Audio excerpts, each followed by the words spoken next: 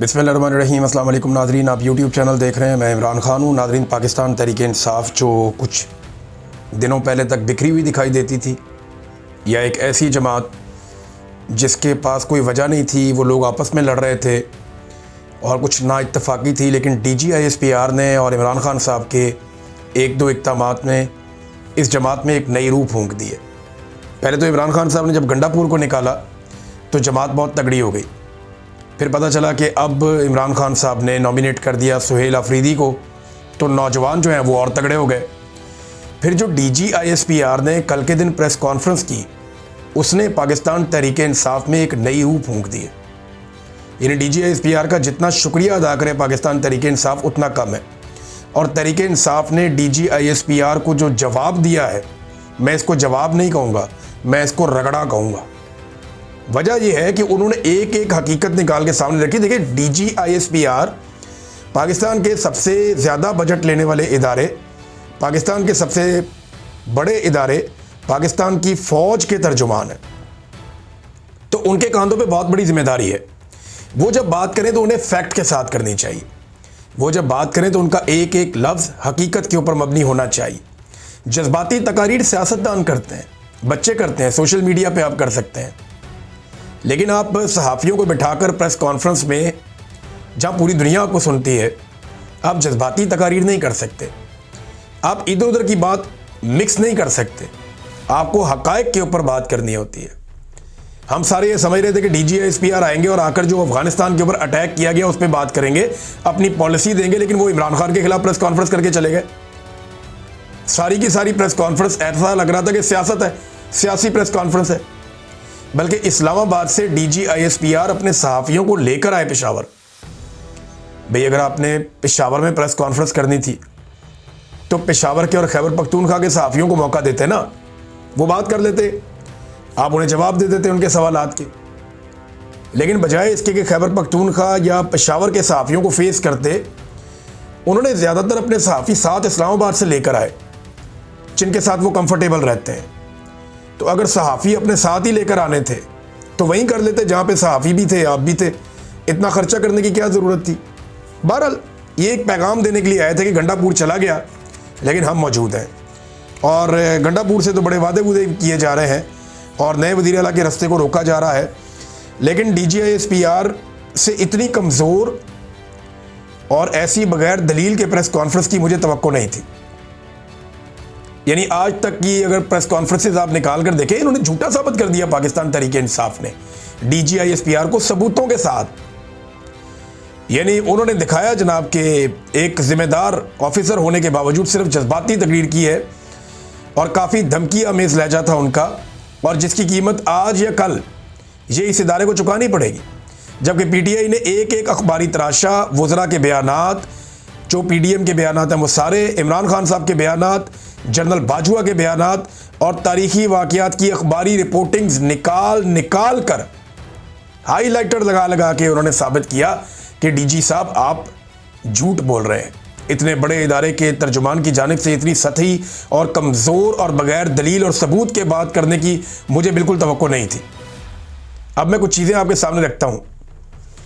DGISPR का एक बयान है, हमें वो सूबाई हुकूमत कबूल नहीं जो दहशतगर्दी के खिलाफ ऑपरेशन में हमायत ना करे।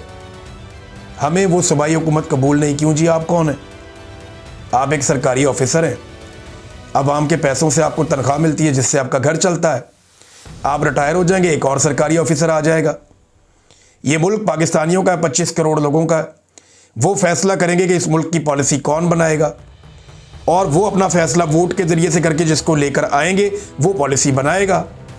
अब ऑपरेशन की हमायत करे या मुखालफत करे, ये हक हासिल है पॉलिटिकल गवर्नमेंट को, सियासी जमातों को, सियासी हुकूमतों को। ये हक हासिल है कि वो जो पॉलिसी चाहे वो बनाए। किसी इदारे को पॉलिसी बनाने का हक हासिल नहीं है, वो बना नहीं सकते। और आपसे कबूलियत मांगी किसने है? यानी इससे फ़र्क क्या पड़ता है? आपके टोटल इदारे के सारे वोट भी इकट्ठे कर लें, 5-7 लाख वोट है, और वो सारे के सारे इमरान खान को पढ़ते हैं। अभी तो फ़ौज के अंदर सर्वे करवा कर देख लें, 90% फ़ौजी इमरान खान के साथ खड़े। उन्हें पता है कि उनके साथ मिलिट्री एस्टेब्लिशमेंट ज़्यादती कर रही है।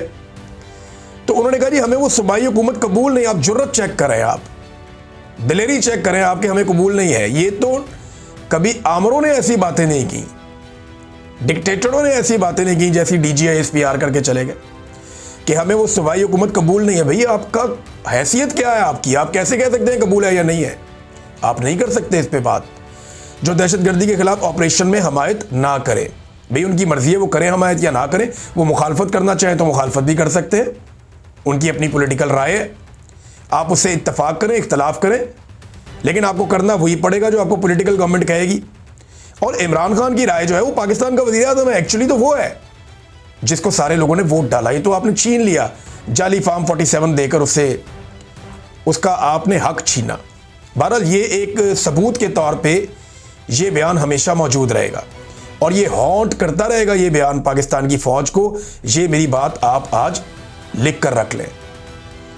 नादरीन, ये एक जनरल तारिक खान साहब हैं, lieutenant general retired Tariq Khan साहब।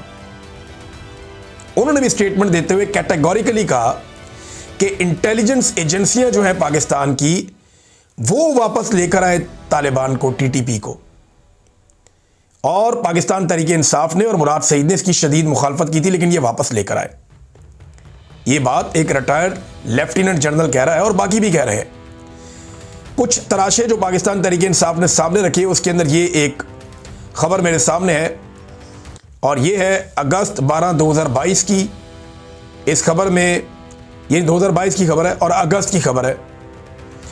एज फाइटर्स रिटर्न के, अब क्योंकि लड़ाका लोग वापस आ रहे हैं। ये अगस्त 2022 में, इमरान खान की अप्रैल में हुकूमत चली गई, मई, जून, जुलाई, अगस्त, 4 महीने के बाद दहशतगर्दों के वापस आने पर यह खबर छपती है। और इसमें कहते हैं पाकिस्तानियों को डर लग गया है कि तालिबान वाला माहौल दोबारा बनने जा रहा है।